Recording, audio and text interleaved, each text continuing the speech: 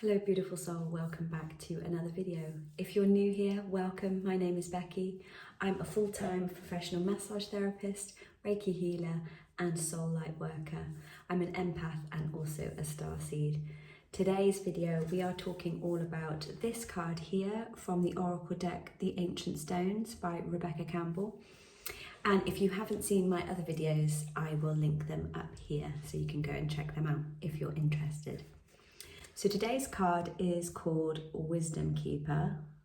It's an invitation for us to go within and connect with the old ways of the earth and the world, and how we have these ancient stones throughout the earth. They are magnificent and they tell the test of time, and they have seen humanities come and go and humans come and go over the thousands of years that we have been here on this planet. Just think, if you were to connect into that wisdom that is held deep within the earth and deep within these ancient stones, how much more wise we would be, how much more connected we would be to the earth and to each other. We have lost so much of that ancient knowledge because we're so keen on looking forwards and into the future that we disregard the past so quickly. We've lost so much of our ancient history and our heritage and the way we as humans should actually be and function. We're advanced in some ways, but so far back in others. Emotional intelligence, our spiritual lives, the way that we live on this earth and work together to collectively make it a better world, that's all been lost. Now, that's not to say that it isn't something that is being restored bit by bit. What if we were to truly take this on as a mission, as individuals and as a collective human race, to go back into the past, to connect with these ancient stones in a much deeper way, instead of looking at them just historically or scientifically, actually connect to them with our souls and find out truly why we are here, why they are part of the earth. The earth has so many hidden secrets that we've only just started tapping into. I just find that so fascinating because I don't know about you, but I found that when I went to Stonehenge last year, it just was a really powerful time because I felt so connected with my past and with the people that have gone before me. And I just felt so deeply connected to the earth and to humanity as a whole. And it just felt like I could feel the waves of the earth like vibing through me. And I never expected to have that. I know it's a special place, but I never thought that I would actually feel that much from it. I thought it might have just been like, oh yeah, that was a nice place, let's carry on. But no, I felt so deeply grounded there and so connected to souls that have been there before.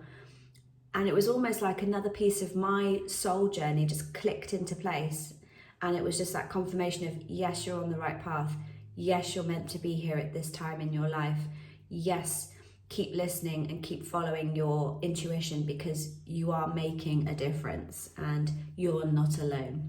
And so what I found when I connected in with Stonehenge particularly, I mean, I'd love to go to Avebury as well. It's just literally down the road from where I am, so I need to make a point of doing that. It reminds us that we are not the ones that are making all the differences. Yes, we can in our time, but also we so often neglect the people that have gone before us or the people that will go in front of us.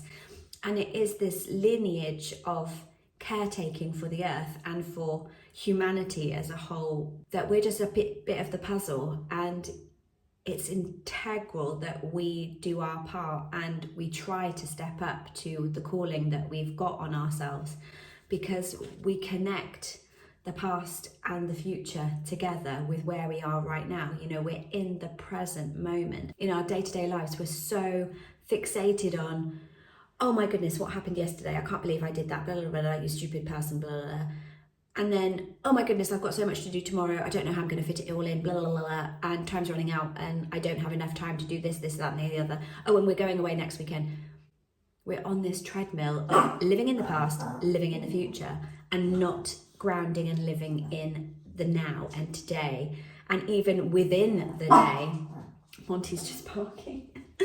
Within the day, I'm very guilty of this in that I'm not even in the present moment. I'm thinking about the next 5 minutes, the next 10 minutes, the next hour, rather than where I am here right with you now.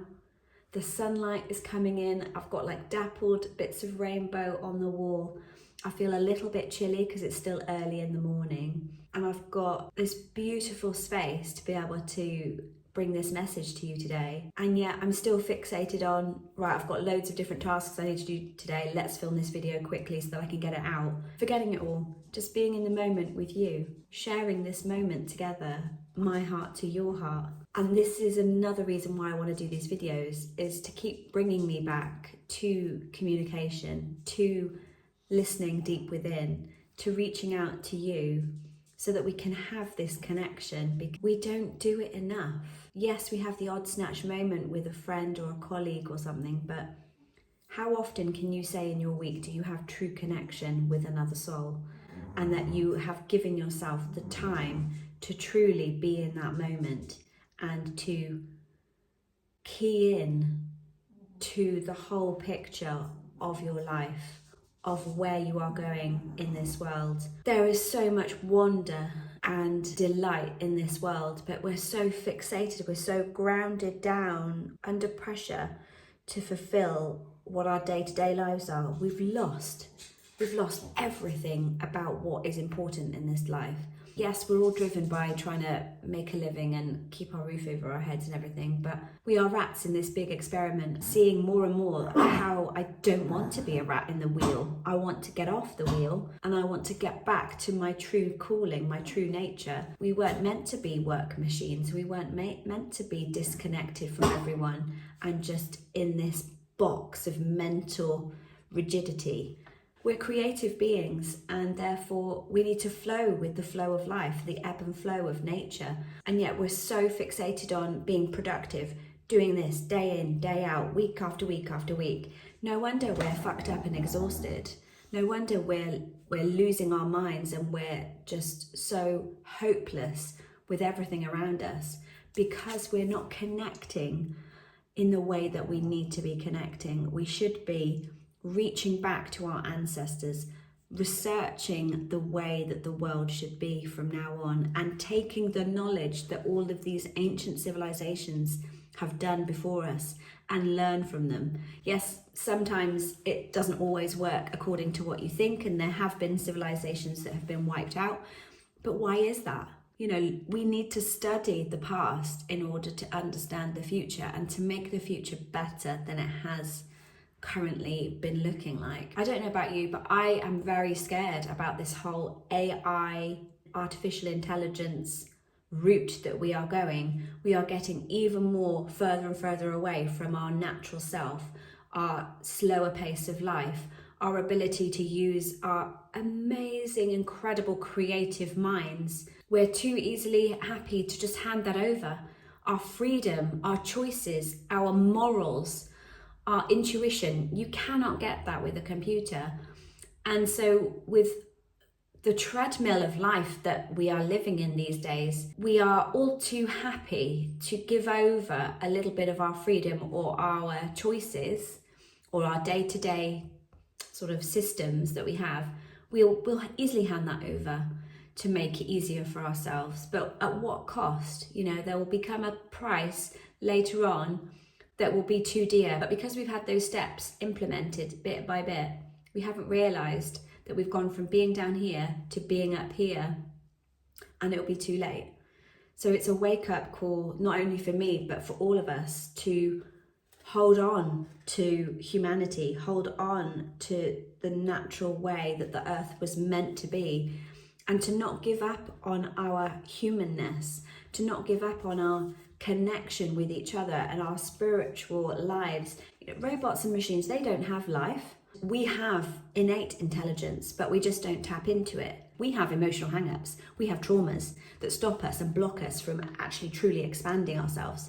Machines don't. They have no blocks. So you give them the keys and they will run with it. And that is dangerous, because not only have we haven't untapped our own potential, but we're easily handing over the keys to something else to have the potential. I just personally think it's incredibly dangerous we are going down a route of utter destruction. We are going to be heading towards annihilation.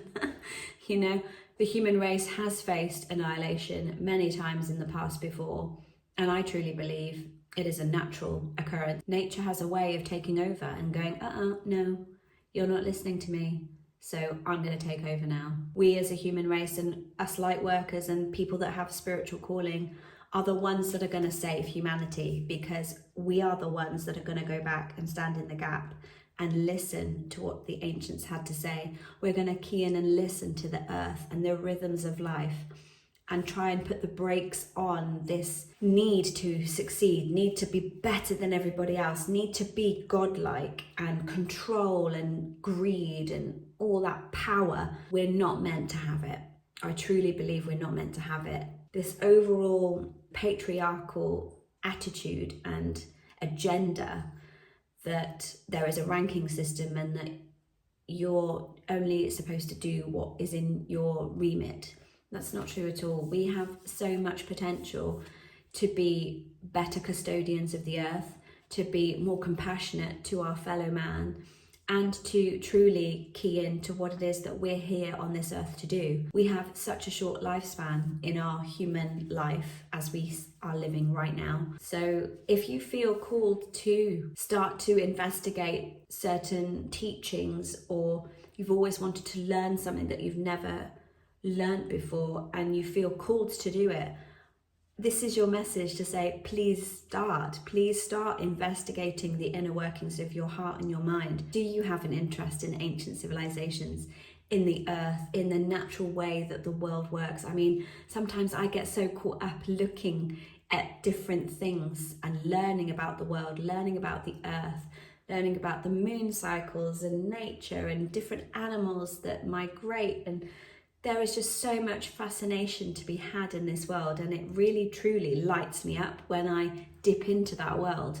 We need to keep rising up above this day-to-day mundane life that's keeping us trapped, and focus on the bigger picture, focus on the reason why we are here. By doing so, you will feel so much more connected, so much more in tune with your life and with the natural world around us. And therefore you can do your day-to-day much better, because you have more to fulfill your life with. It's not just that little week by week that you do the same thing over and over. You have the expanse, you have the connection, you have that wonder that has been reignited into your mind and your soul. You have that curiosity to expand your horizons, to travel, to connect with people that you never thought you would in a million years. And you gain wisdom and insight into a different perspective, which in turn just gives you that overall picture of the world that we live in. And it's far better than the tiny little world that we choose to live in day out. And it's very suffocating when you think about it. I'm going to challenge you today to start looking at your calendar, look at your life. Where is it on a daily basis that you set aside time for your own spiritual self, to key in, to listen, and even to learn something that you've always wanted to learn? You know, do you love ancient history? Do you love nature? Do you want to learn a language so that you can better connect with people? Set yourself a challenge where you can set aside some time. You actually need to plan it out. So you block out what your obligations are and any free time that you have, researching that new habit that you want to do. Do you want to start learning? Buy that book that you've wanted to get hold of.